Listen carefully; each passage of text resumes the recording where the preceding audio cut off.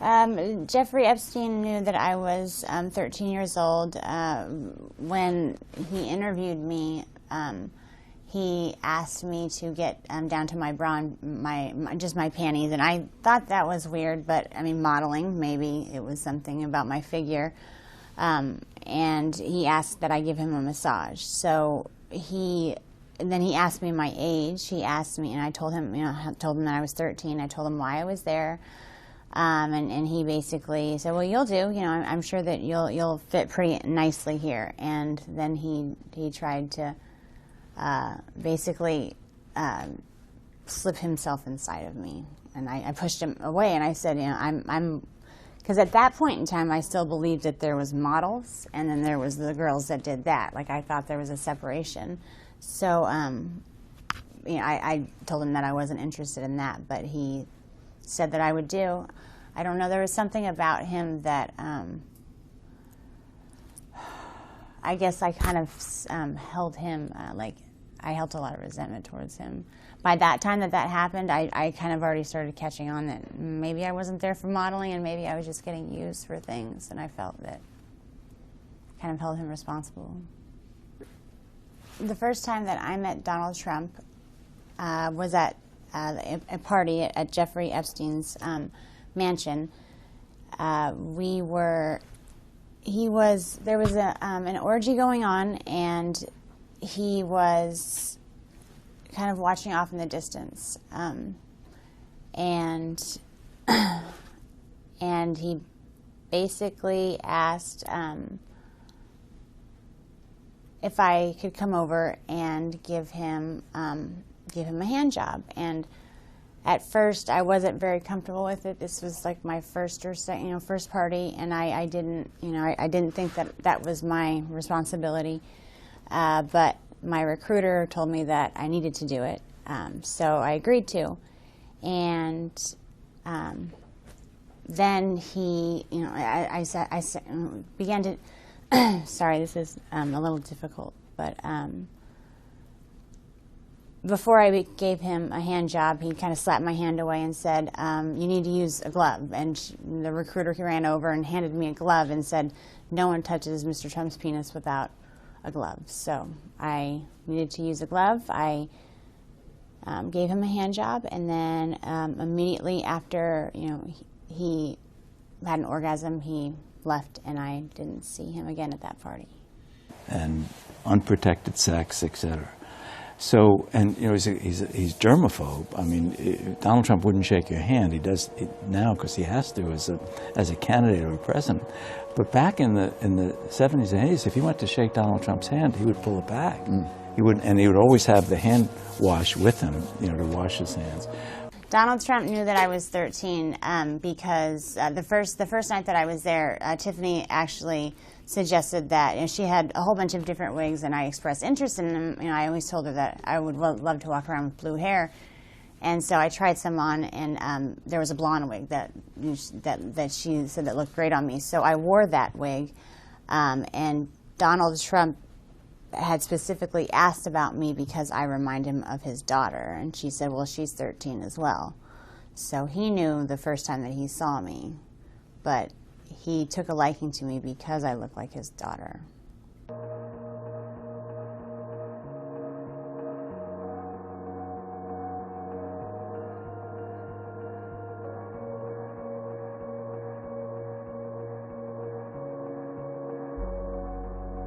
There wasn't, out of all the girls that were there with me, most of them were 13, 14. I think the oldest one might have been 16, just turned 16. And she'd been there for a while. Second time that I saw Mr. Trump was same scenario. He was onlooking at an orgy, and Tiffany came over to me and said that Donald Trump had requested that I perform oral sex on him, and I'd never done something like that with anybody, so I was a little nervous. So I walked up to him, and he was sitting there very proud, and I just kind of moved in that direction, and he kind of slapped me away and said, "What are you doing? You know, you need to put a condom on," like I was some like dirty filth or something without a condom. Tiffany ran over and handed him a condom and apologized, profusely, and said that would never happen again. And she looked at me and scolded me basically like a child and said that, that's not how, Donald Trump always, anytime you touch his penis, it needs to have a condom on or a glove, and especially when it comes to performing oral sex. So I apologized, and then I performed oral sex on him. And once again, once he was done, he hopped up, and that's the last I saw of him at that party. It's like, once he's done, he's out. So, okay. The only time that he tried to give me some money was our last encounter together, where he acted out a rape fantasy.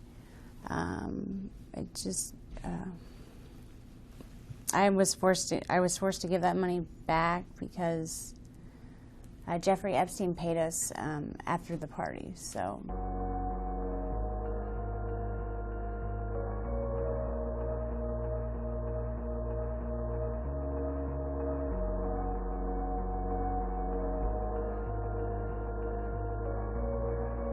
But he just gave me the money. I don't even know why he gave it to me. Maybe to make me feel more cheap, but it was a pretty.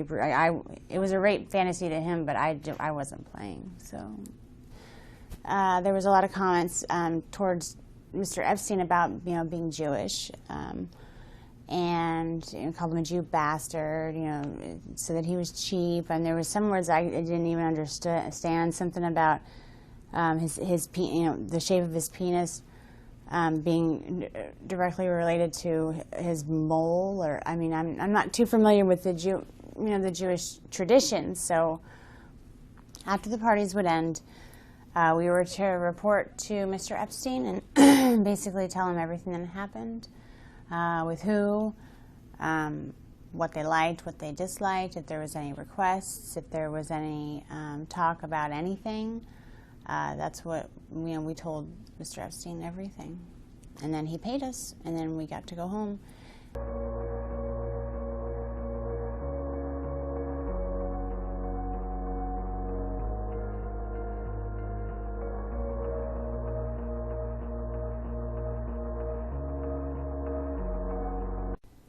It's not just Virginia Roberts saying the same things as Katie Johnson.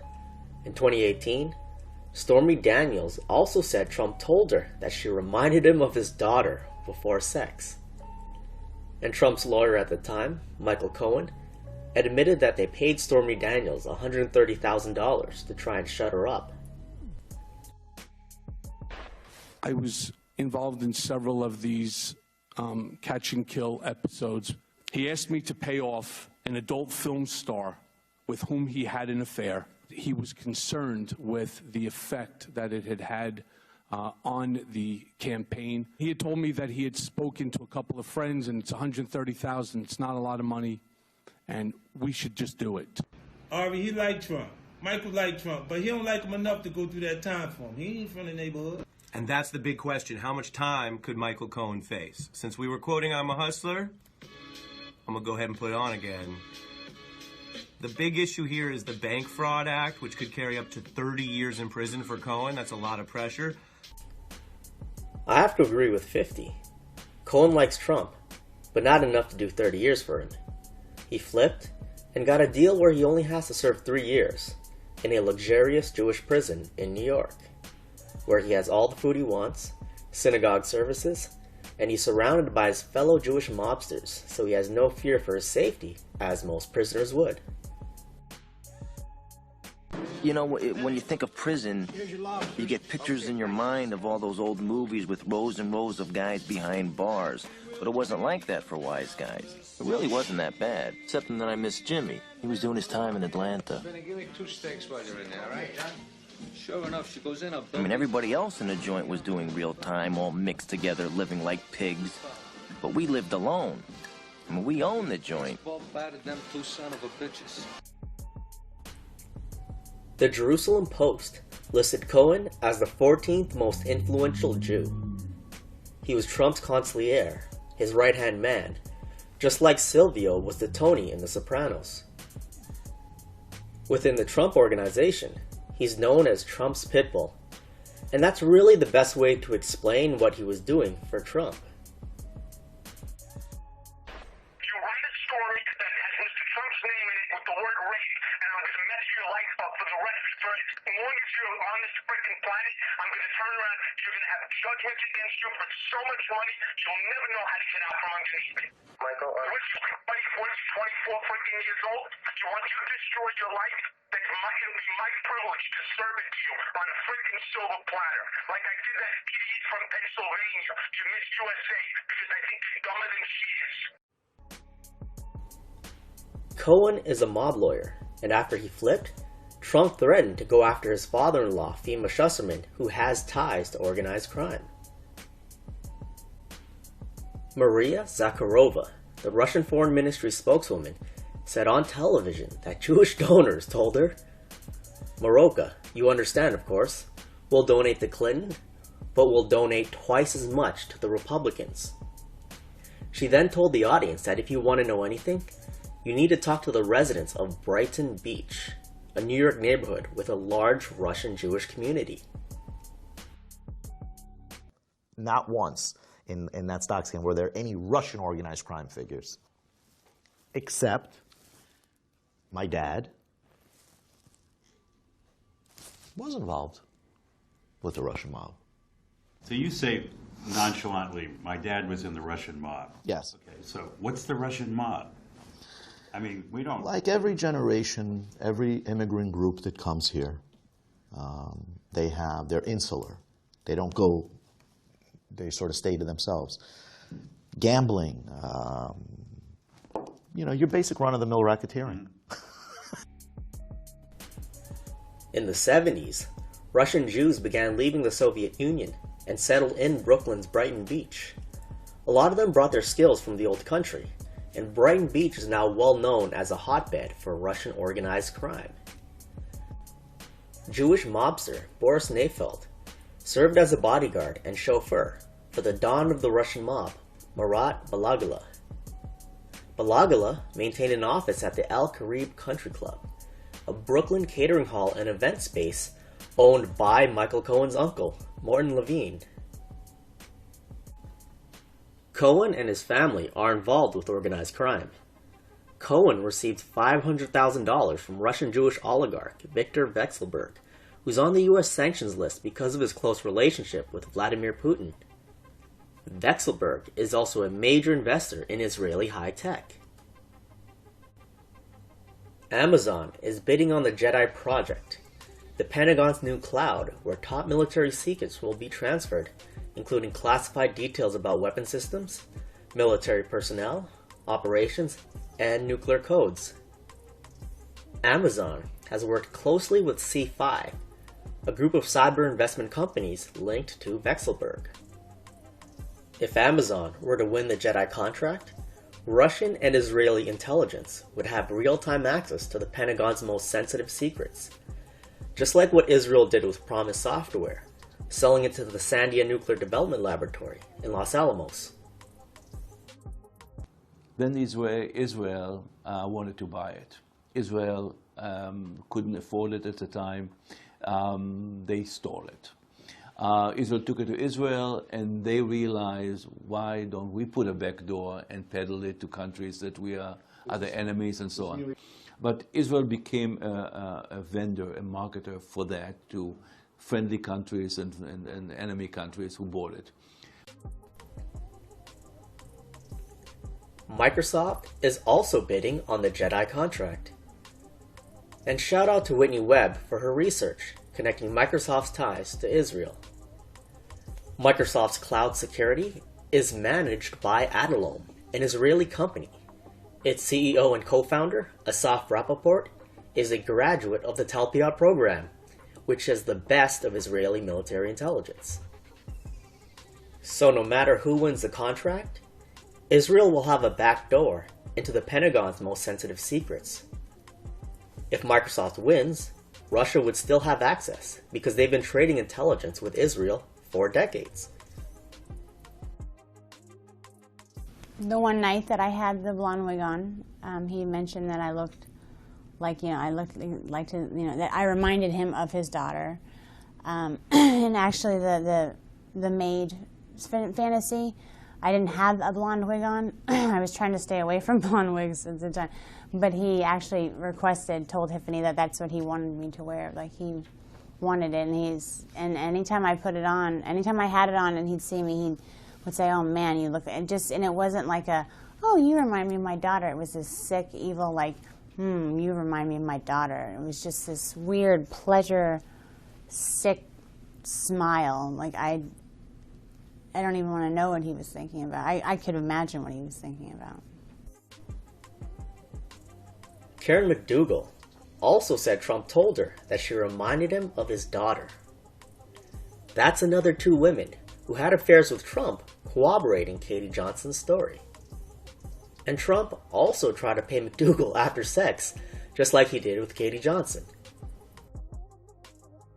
But Tiffany assured me that it wasn't going to be, if it was anything I wasn't comfortable with, we could stop. That she would be right there, and that it wouldn't get out of hand, and that it was a fantasy, like it wasn't really going to happen.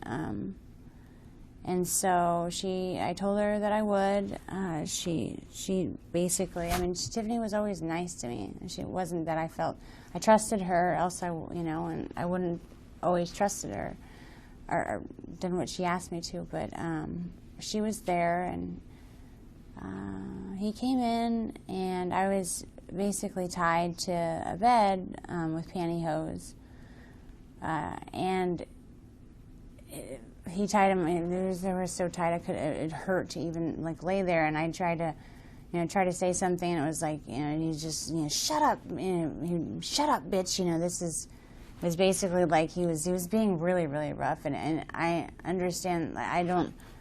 It just didn't seem like a fantasy. And I started to get scared, and he was, basically ripping my clothes off, and I was actually I got freaked out. I told him that I didn't want to do this. I screamed over for Tiffany. She was like, "Mr. Trump, she's only, this is scaring her." And he's like, "Oh, you shut up too." He just turned into this animal. It was like a completely different person. Trump's ex-wife, Ivana, also accused him of rape, but later clarified, not in the criminal sense. And I agree with what she's saying. Couples role play, Trump went overboard, and she wasn't happy about it. But you can't do that to a 13-year-old. I'm sure there's going to be some people saying it's Katie Johnson's fault. Well, when Muslim grooming gangs take advantage of 13-year-olds in the UK, are they innocent? No. So why would you give a free pass to Donald Trump and Jewish grooming gangs in America who are doing the same thing? That's 4 women Trump had sexual relations with, saying the same things about him, including his ex-wife. Katie Johnson's story checks out. Yes, it is suspicious that she spoke out before the election. I do believe Trump abused her when she was a child. And I also have to look at this realistically. There is a possibility that she wanted to cash in. Johnson dropped her lawsuit against Trump just before she was scheduled to give her first public statement. She would only drop the lawsuit if she was threatened and/or paid off. We know Trump's pitbull, Michael Cohen, was handling these matters. Mr. Trump's name in it with the word rape, and I'm going to mess your life up for the rest for as long as you're on this freaking planet. I was involved in several of these catch and kill episodes. In part 1, I wanted to compare Robert Maxwell to Trump, mainly because even though Maxwell worked for the Mossad, and they paid him a lot of money, they still filmed his sexual encounters as an insurance policy, in case they ever needed to blackmail him. Although she does have a very nice figure. I've said that if Ivanka weren't my daughter, perhaps I'd be dating her. Stop it! Oh, it's so weird. Stop it. You know what? You are sick I mean, isn't it terrible? Yeah. So how Well, you're terrible? known for saying Is that outrageous terrible? things, Weird, Mr. just like Trump. me. Who are you, Woody Allen?